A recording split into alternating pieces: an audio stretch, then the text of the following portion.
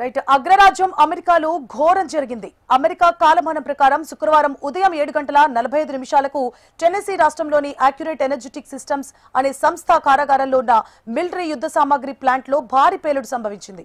ఈ ప్రమాదంలో 19 మంది గల్లంతైనట్లు సమాచారం. అయితే వారంతా మృతి చెంది ఉంటారని అధికార వర్గాలు వెల్లడించాయి. ఘటనా స్థలంలో దట్టమైన పొగ వ్యాపించడంతో పాటు పేలుడు ధాటికి సమీపంలో ఉన్న కార్లు ఒక్కసారిగా ఎగిరిపడ్డాయి.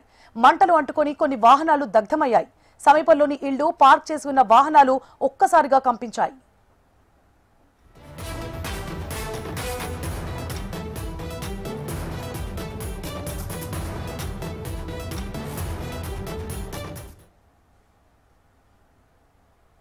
సైనిక, అంతరిక్ష, వాణిజ్య రంగాలకు అవసరమైన పేలుడు పదార్థాలను ఉత్పత్తి చేసే ఈ కంపెనీలో జరిగిన ప్రమాదం స్థానికంగా తీవ్ర కలకలం రేపింది.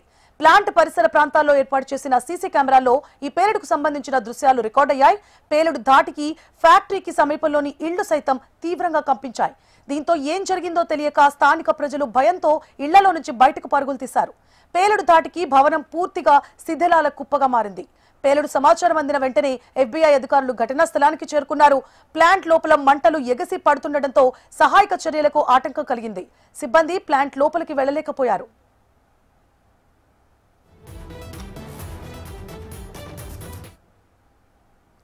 మిలిటరీ యుద్ధ సామాగ్రి ప్లాంట్ లో జరిగిన ఈ దుర్ఘటనకు గల కారణాలపై అధికారులు దర్యాప్తు ప్రారంభించారు.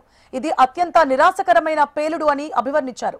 ప్రమాదం జరిగిన తర్వాత చాలా మంది కార్మికుల ఆచూకీ తేలడం లేదని, ప్రస్తుతం కొంతమంది మాత్రమే సురక్షితంగా ఉన్నట్లు సమాచారం ఉందన్నారు.